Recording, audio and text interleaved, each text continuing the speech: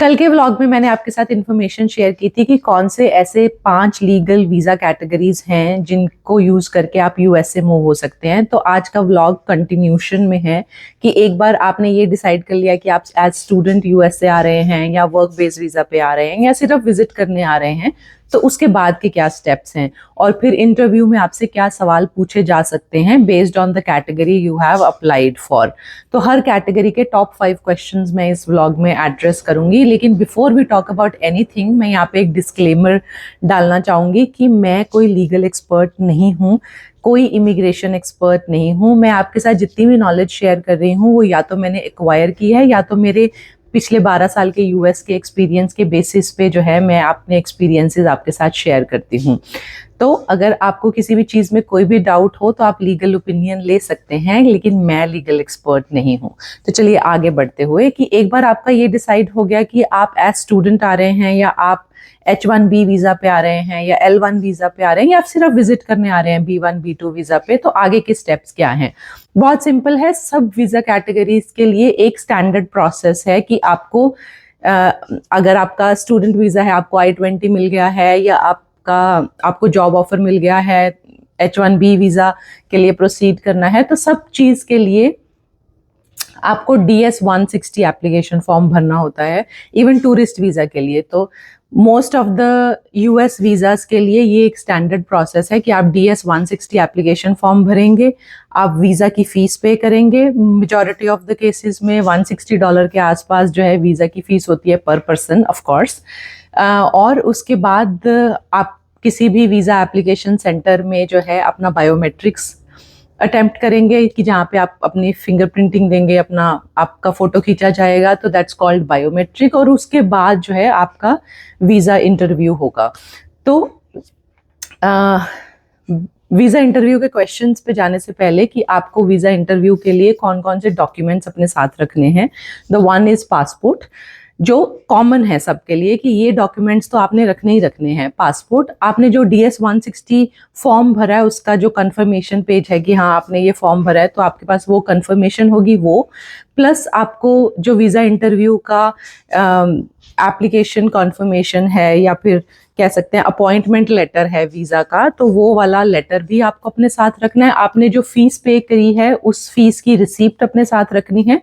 और उसके बाद बेस्ड ऑन आप कौन से कैटेगरी में जो है वीज़ा इंटरव्यू देने जा रहे हैं, लाइक आप स्टूडेंट वीज़ा देने जा रहे हैं तो आपको जो I-20 लेटर मिला होगा अपनी यूनिवर्सिटी से वो आपने अपने साथ रखना है।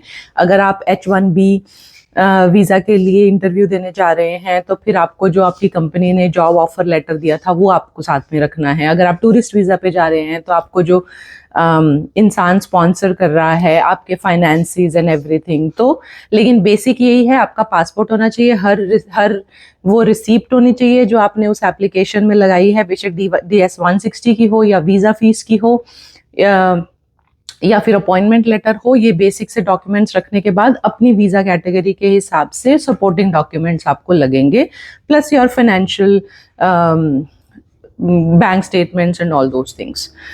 तो ये तो हो गई डॉक्यूमेंट्स की बात और एप्लीकेशन प्रोसेस स्टैंडर्ड जो मैंने आपके साथ शेयर किया। अब आते हैं कि वीज़ा इंटरव्यू में आप पहुंच गए तो उसके बाद किन चीज़ों का ध्यान रखना है।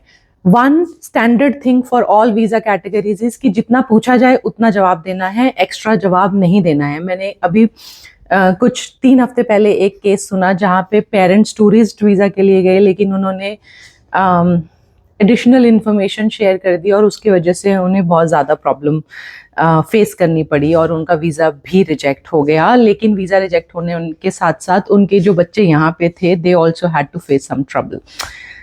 तो एडिशनल इन्फॉर्मेशन कुछ भी शेयर नहीं करना है। तो अब बात करते हैं टॉप 5 क्वेश्चंस जो आपको हर वीज़ा कैटेगरी में पूछे जा सकते हैं। तो सबसे पहले स्टूडेंट वीज़ा में, अब स्टूडेंट वीज़ा में जो भी आपकी यूनिवर्सिटी का आपके पास I-20 लेटर होगा, उस यूनिवर्सिटी के बारे में आपसे पूछा जा सकता है या आपसे ये पूछा जा सकता है कि वाई स्पेसिफिकली आपको उसी यूनिवर्सिटी में जो है पढ़ने के लिए आना है।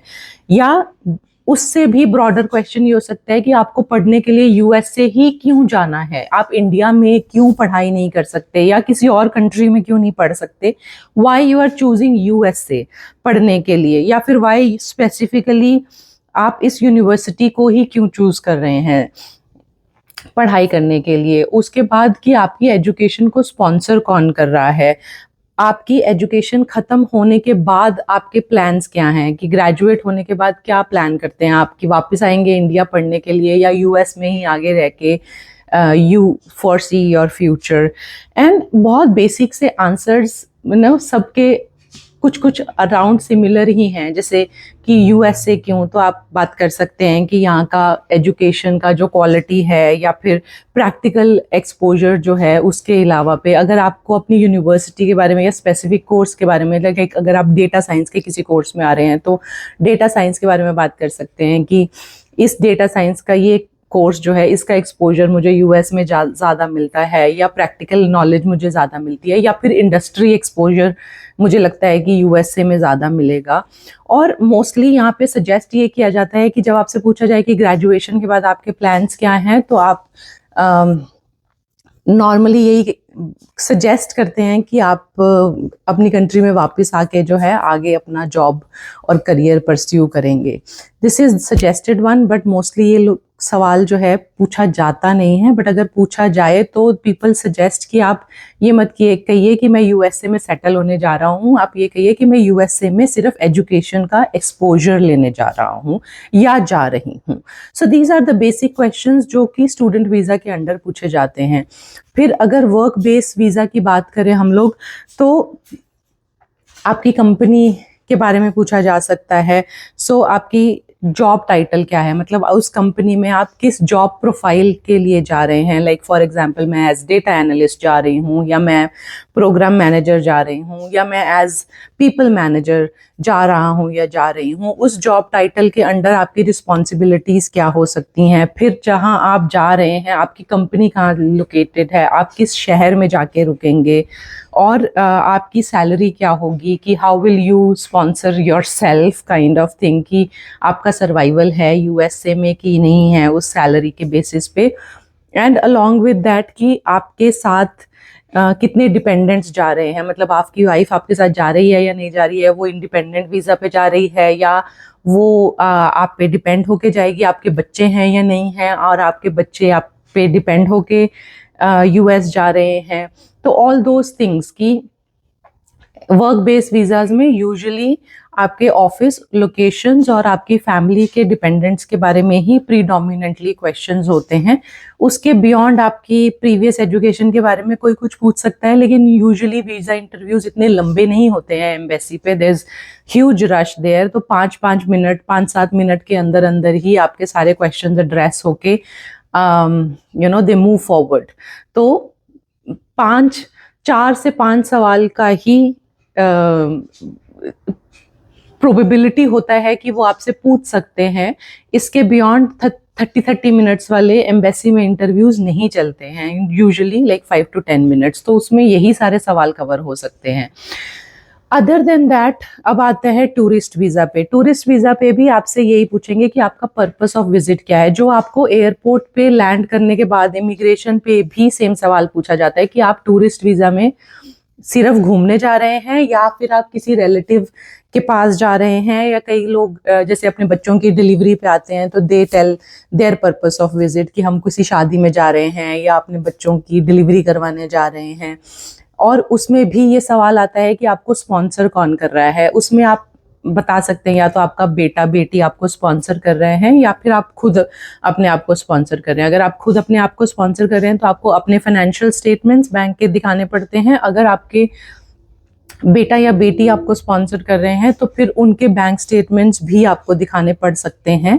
नॉर्मली इतना सारा डॉक्यूमेंटेशन एम्बेसी में वो नहीं मांगते हैं, लेकिन you have to keep each and every document, कि वो किसी भी सवाल पे कोई भी डॉक्यूमेंट जो है आपसे सीख कर सकते हैं। और फिर वो आपसे पूछेंगे कि how long is your stay. Usually visitor visa 6 महीने का, मतलब एम्बेसी में जब आप जाएंगे नॉर्मली आपको 10 साल का विजिटर वीज़ा मिलता है, लेकिन आपको सिर्फ 6 महीने अलाउड होता है 1 साल में रहना। तो वो आपको बेशक 10 साल का वीज़ा दे रहे हैं, लेकिन दे वांट टू नो कि आप 2 महीने के लिए जा रहे हैं, 15 दिन के लिए जा रहे हैं, 3 महीने के लिए जा रहे हैं, या फिर फुल फ्लेज 6 महीने के लिए जा रहे हैं। और ये सेम सवाल आपको इमिग्रेशन चेक पे भी, एयरपोर्ट पे भी पूछा जाता है। And one more thing tourist visa पे जो आपसे पूछी जा सकती है कि आप इंडिया में क्या करते हैं।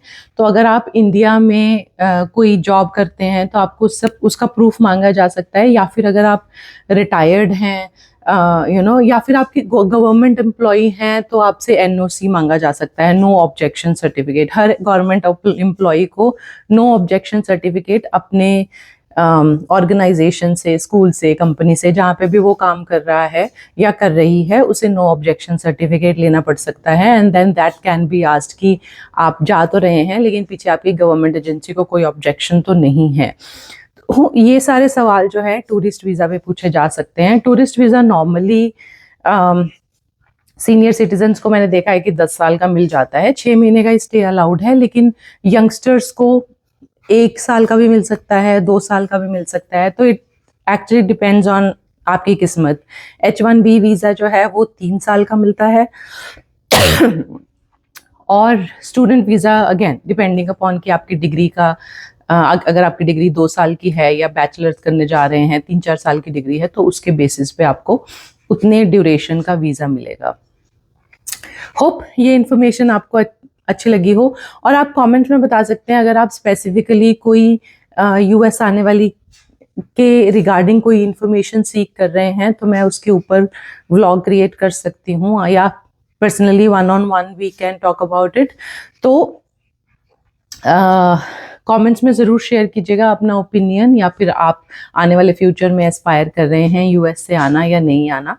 Thank you for watching and listening as always. तो अगले व्लॉग में मिलेंगे किसी नई इन्फॉर्मेशन के साथ। तब तक के लिए stay happy, stay positive, stay very very healthy. Thank you, bye bye.